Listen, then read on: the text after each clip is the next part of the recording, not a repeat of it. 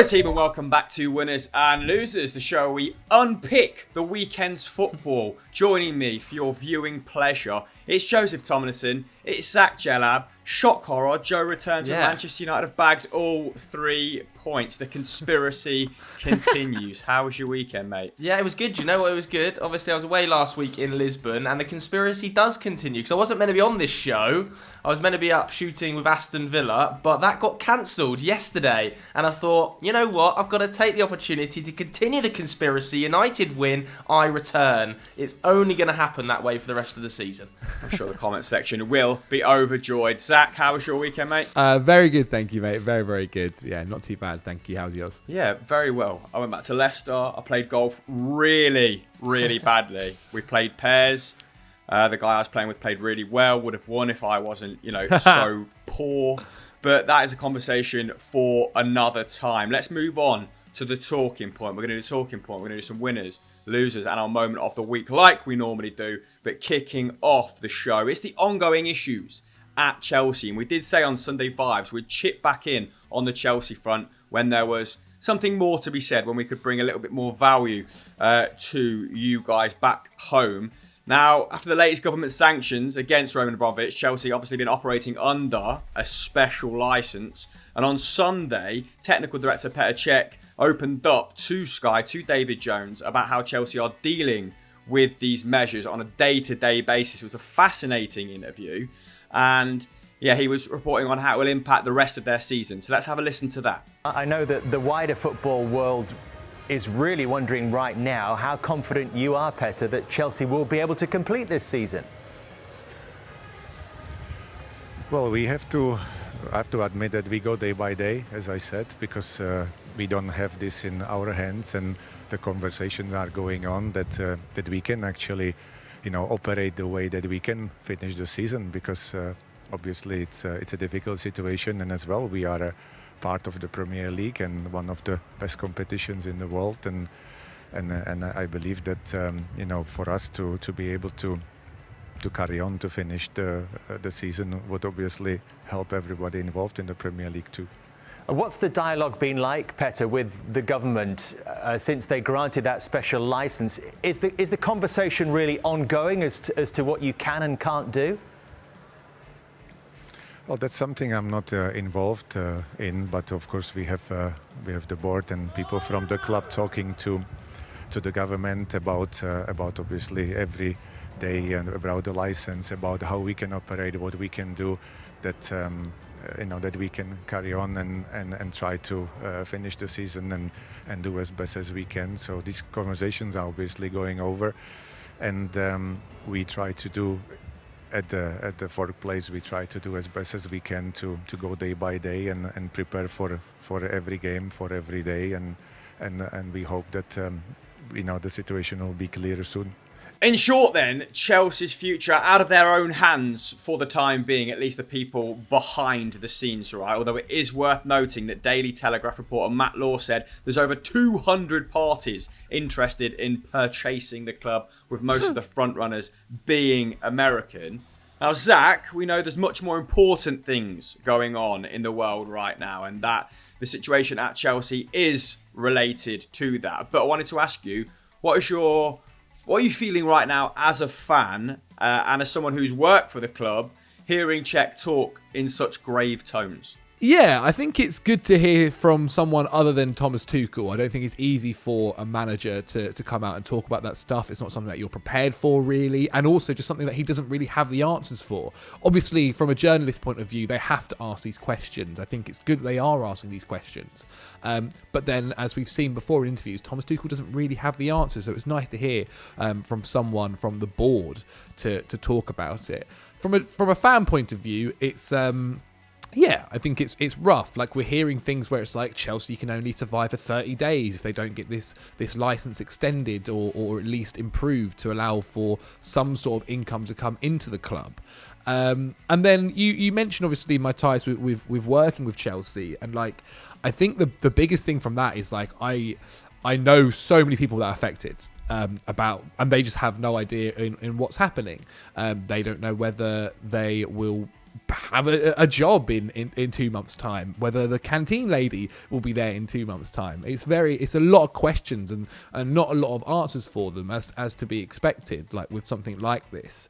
Obviously, you want something like this to be as sorted as soon as possible. We've seen Nick Candy coming out and talking about how he wants to kind of put a bid in and get things saved. He said that this Friday is the last day for bids to come in, and then it raises questions on how quick can a process like this happen. I mean, to buy a football club doesn't, that takes a long time, and it may be in a case here where things have to be fast tracked, and you're looking for things to be sorted within a month, and that's kind of unheard of when buying a football club, especially to the scale of Chelsea, which may cost £2 billion. That's a really long process that's going to be happening within less than 30 days. I hope it's sorted very, very quickly. I really, really do, and just for because at the end of the day, if the worst of the worst happened, the footballers would get their money, they'd go somewhere else. The manager will go somewhere else. But the people that work for the club, the people that Chelsea employ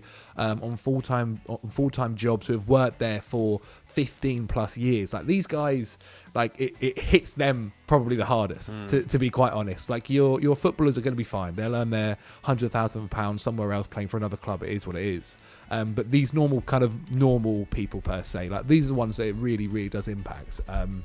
And hopefully we do see a fast resolution and some sort of way of it getting sorted. And look, Chelsea Football Club is never going to be the same. Whoever takes over, whoever's in charge, you're not going to have someone like Roman Abramovich who would be so free spending in his money. But I just hope it gets sorted quickly. Yeah, on a human level, for the regular folk behind the scenes who rely upon the club for a wage, let's hope that they achieve a bit of closure sooner rather than later. Joe, in the extended interview, Cech also talks about the contract situation of the various players, as well as some of the speculation that's circulated about Thomas Tuchel. Have you got any notes from this morning to bring us up to date on either of those fronts? Not loads in terms of the contractual situation. I have to say, I thought that Petr Cech, he tried his best, didn't he, to give answers on the contractual situation, but there was lots of we hopes. I don't have answers in there, and that would be worrying given that, 3 of the back 4 are out of contract in the summer, in Rudiger, Christensen, Azpilicueta. They're quite fortunate they got that Thiago Silva extension agreed back in January as well, I would say. So, that would be worrisome, especially with the reports that Christensen has joined or agreed to join Barcelona. Azpilicueta seems to be going the same way. Antonio Rudiger, we know, has suitors in nearly every major league across Europe, doesn't he? What a fantastic centre-back he is. So, contractually for the players, I think that's a big worry defensively, especially if they are still sanctioned come the start of June and aren't able to bring any new players into that position, because of course that sanction ends at the end of May, doesn't it? But it could yet be extended. We're not sure what that's going to look like and how quickly this takeover is going to happen. For Thomas Tuchel, I thought this was the more interesting area, to be honest with you. Obviously, Petr Cech saying he's under contract until 2024, and there was more sort of we hopes that he stays, and then we saw Thomas Tuchel give an interview as well, didn't we, where he said this. There's no doubt that I stay until the end of the season, no doubt. I thought that was the case, I just wanted to sort of confirm. Yeah, absolutely. We just have to wait until day by day, because everything can change. And as you know, the situation is clear. The club is for sale, and hopefully it will go through to sort things out. Yeah, so I suppose in one sense, Chelsea fans can breathe a sigh of relief that their main man is sticking around until the end of the season. But that caveat, until the end of the season, also a little bit ominous as well, right? Jamie Carragher wants him to go to Manchester United, that's quite clear. That is stealing most of the headlines as of this morning, right? Joseph, what are your thoughts on Tuchel potentially turning up at Old Trafford? Because it's completely blindsided me, this whole narrative. I can't see it happening. I think he'll still be Chelsea coach next season. I think Thomas Tuchel has handled himself incredibly well in this situation. Some of his quotes have been brilliant. And if there's one man that's managed to come out of this with any sort of pride, I think it is Thomas Tuchel. He's been genuinely superb. So I can still see him being Chelsea coach. I don't think he's going to leave for Man United, let's be honest. Neither do I. Right, I think it is clear that the situation in Ukraine is only going to get more dire, more complicated. So unfair to kind of speculate on Chelsea's future while that's happening in tandem, because the club's future does pale in comparison to what is happening there at current. So yeah, don't want to speculate. We'll just keep you up to date on the facts in future episodes. Let's move on to our winners then. And there's a slight twist with our winners this week. I was going through all the suggestions. There was no constant narrative thread. I didn't just want to focus on Arsenal or Manchester United, as we mentioned them last week, because the race for the top four is on once more, isn't it? And it's very, very exciting. But there's a lot happening right throughout the league. So I thought what I would do is fly through a variety of the fixtures and pick out some of the weekend's star performers. And then come the end of this section, you two can choose a definitive one each. Now, Joe, we might as well start with Ronaldo, who scored his second Manchester United hat-trick against Tottenham in that 3-2 victory. Just the 14 years and 59 days in between them, a quite incredible stat. Did you enjoy his performance more than you enjoyed the team's performance? Is where I'll start with that one. 100%. I mean, talk about papering over cracks. That was some beautiful paper, wasn't it? That was some beautiful paper being laid over those cracks on the weekend by Cristiano Ronaldo. Dwight Schrute over here. Superb. He just took the game by the scruff of the neck. The old sort of cliche. He just dominated that Tottenham backline. Yeah. He was picking the ball up in areas you never see Cristiano Ronaldo pick the ball up in areas. And obviously, he was slightly angered by what happened last week. There's obviously lots of speculation about that Manchester City reason why he didn't play and flying to Portugal and the hip flexor issues and stuff. We don't really need to go into that, but he was sensational, wasn't he? 5 shots on target across the game. Variety of different goals, was just peak Ronaldo, a 30-yard screamer followed by like a poacher's finish, then just an unbelievable leap. So he was sensational, wasn't he? But Man United, I thought, were pretty poor. Fred was good. I thought, yet again, extremely vulnerable in transition. And, Ronaldo played well. I thought Sancho was brilliant again. Fred was really good. But the rest of the team, defensively, just an absolute shambles. And I think Ralph Rangnick, after the game, was saying that this is a bit of a challenge, wasn't he? It is challenging, and it is a challenge with a player like him. But he showed today that he's still got the quality to play for a club like Manchester United, and but he's also a part of the team. And if we want to be successful at the end of the season, we can only do it together. Plenty more suggestions to get through then, so let's not stick about on that Manchester United performance. Next, MVP, Odegaard, hugely influential in Arsenal's 5th consecutive victory. The first time that Arteta has done that as a manager. Embodies Arsenal's newfound consistency, doesn't it? This level of performance. 0 assists for Odegaard in this game is an absolute joke, because he created 6 goal-scoring opportunities for his teammates. And he was also doing the nitty-gritty stuff as well, wasn't he? 5 ground duels won, 4 tackles and interceptions. And after the game, he was very keen to credit his teammates. Yeah, I think I'm in a good shape, but I think it's all about the team, and the team is performing so well, and it makes it easier for us players. You see Thomas and Granit, the job they do, and they make it so much more easy for me in the middle there. And we're strong as a team, and that's the most important thing. Then it's easier for everyone to shine. Right, then let's have a bit of a love-in for Martin Odegaard before we move on, because it was like David Silva reincarnate against Leicester out there last night. What a wonderful performance. Zach, let's start with you. Give me some hyperbole. He is the real deal. He really, really is. Real Madrid fans must be looking at this and going, why have we let him go? Honestly, they put so much time into him, and now to go see him succeeding at Arsenal must be killer. But he is. Everything goes through him. Everything about the way Arsenal play always features Martin Odegaard in some way, shape or form. Arsenal in general, we'll have to say, are performing really, really well. And credit where credit's due. Ramsey, I thought as well, had a pretty good game in goal too, to make sure. There was one save that was outrageous, where you see Brendan Rodgers going, oh my God. Harvey Barnes header. Yeah, exactly. But Martin Odegaard, like he's really is that kind of central, crucial point to everything in their attack, and it all just flows through him, and he's been a wonderful player to watch recently. Joe, what are your thoughts? Yeah, I mean, he's got to be captain next season, isn't he? Surely, absolute leader on the pitch. You can just tell everything starts with Martin Odegaard. The press, the tackling, the attacks. He is just sensational, man. And Arsenal look brilliant at the moment. They really do. I think last 10 games, they've taken 25 points before last night, haven't they? The same as Manchester City and Liverpool. I think they are probably the 3rd best team in the country right now. I think they're playing better football than Chelsea. But Just what a player Odegaard is, man. I think Arsenal nailed on for the top 4, to be honest with you. Who'd have thunk it, mate? I remember doing a podcast about Odegaard when he was at Vitesse and Herenveen. And then we said, didn't we, after his season at Sociedad, that he looked like he was going to become a baller, and the prophecy has come true. Let's move on then to Ivan Toney, who had 4 goals in the Premier League to his name as of January 18th. And now he's the joint 5th highest scorer in the league on 11 with Harry Kane. Admittedly, 6 of those have been penalties. And Brentford, it was a proverbial 6-pointer, wasn't it, against Burnley? And they won the scrap. Against Burnley. Brentford prevailed largely thanks to Ivan Toney's performance. I mean, his 90 minutes looked a little bit like this. 3 tackles, 7 ground duels, 1 out of 8. 4 headers won. He drew 3 fouls, completed 2 clearances for his side, and won the penalty that he converted as well. So, real backs to the wall stuff. And they came out on top. So fair play to Ivan Toney. Let's move on quickly then to Kai Havertz, because I'm a bit conscious of how long we've been talking now.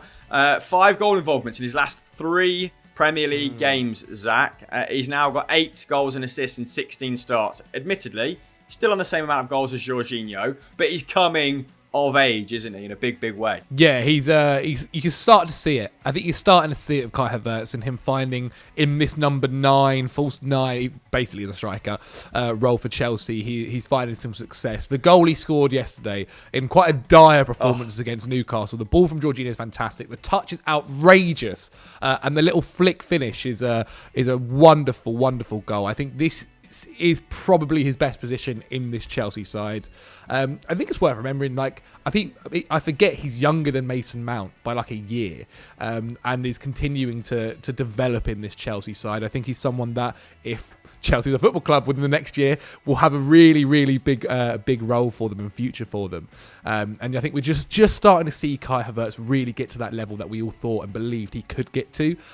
Maybe slightly like Martin Odegaard. I'd probably say Martin Odegaard is ahead by a fair distance at the moment, but I think Kai's getting there. Yeah, I mean, if you look under the hood as well, some of his underlying numbers suggest he's getting there. They support that argument, don't they? 2.5 shots per 90. That's as high as his shot count has been since he broke through at Leverkusen. 0.55 goals and assists per night. It's his second best return of his career. That's what he's putting up this season, of course. Joe, let's talk about the penalty. The non-penalty / VAR situation there. Because if we don't, I feel like Newcastle fans will find out where I live and burn my house to the ground. What are you saying? Well, VAR at the weekend was an absolute disgrace. Stink the league out, it did at the weekend. It was appalling. The one in the Liverpool game with Robert Sanchez to start with. How was that not a red card? Comical. Then we've got, I thought the Arsenal one, the penalty yesterday, it took 3.5 minutes to decide when he tapped it with his hand from about 4 yards out, was bizarre. And the Newcastle one, what are they doing? What is David Coote looking at not to give a penalty in that situation? I just could not believe it. So, yeah, rightly so, Newcastle fans raging, because I thought they were actually the better team for the majority of the game. And I thought Chelsea were okay, but I thought that Newcastle played really well up to that point. And Eddie Howe, I'm going to eat my words, has done a really brilliant job organising that side. Yep, enjoyed that rant, Joseph. I think you've done the Newcastle fans justice there. Let's move on to the Leeds game, where Rafinha was undoubtedly the star performer in another 6-pointer against Norwich, but I'm going to highlight the performance of Joe Gelhardt, Super Sub Supremo, who may have just saved their season and Jesse Marsh's blood pressure. 6 minutes played, 5 touches, 2 passes completed, 2 headers won, 1 shot, 1 goal, and a big fat 3 points that potentially keeps them in the Premier League. A huge result for Leeds, and totally necessary given their shocking run of form. So shout out to Joe Gelhardt for coming on from the bench and making that impact. A few suggestions on my timeline for Watford, but it was much more of a team performance against Southampton, wasn't it? The bounce back in a big way from that 4-0 defeat by Wolves. I had a look at some of the numbers. 35-year-old Juraj Kuka putting up 7 tackles and interceptions while also registering an assist, deserves a shout out. Cucho Hernandez now has 7 goals and assists in 9 starts after his double. And Watford are now level on points with Everton, albeit they've played 3 games more. But that is That is a really uncomfortable situation for Everton's Frank Lampard and co, as isn't well, it? mate. Let's just move into Everton as our losers, and we'll keep this nice and short because we have hammered them in recent weeks, and rightly so, because no picture of survival is presenting itself or becoming any clearer, is it? This suggestion actually comes from Dahl49, Everton. I mean, they produced an XG of 0.4 at home against Wolves when they're in a relegation dogfight. Joe, this does not feel like a team fighting for its top flight status. Oh, I mean, let's say it right as well. Wolves are a very good team, so just I think we should praise them first and foremost. But Everton, Everton's fixture list as well. Still got to play United, Liverpool, Chelsea, Arsenal. They've also got to play the rivals in like Newcastle, Watford. I mean, I think they still stay up. I still think they stay up. I think the bottom three that are Norwich, Watford, Burnley are going to go down. But goodness me, I would be panicking if I was an Everton fan and if I was Frank Lampard, because the squad is way too good to be in this position. It really is. I know that the January window was an absolute disaster, selling Digne and replacing him with is it Mikalenko? Yeah. I just thinking, but my word, I'd be nervous. It's so hard. I'd be nervous if I was paying those wages and they were, we were going down to the Championship as well. Zach, do you agree with Joe that it's Burnley, Watford, Norwich? Last chance to change your relegated three for this season. This is the cut-off point. Who are you going for?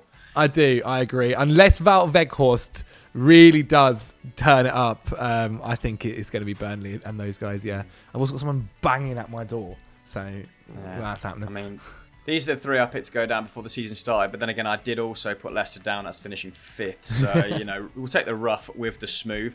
Let's end the show then on our moment of the week, and I thought this one was fairly obvious, so I only included one, and it was Yarmolenko's sort of emotional outpouring after his goal. This was sent in by @JH_Eclipsed, and I thought we could give Andriy Yarmolenko the sort of penultimate word on this show. So let's see what he had to say in his post-match interview.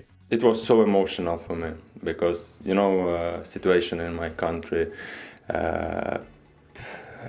and it's so difficult for me right now at this moment thinking about the football, because every day in my country Russian army kill Ukrainian people, and it was so emotional. I just want to say thank you, my teammates who support me all the time, every day, to West Ham fans. They also support me, support Ukrainian people.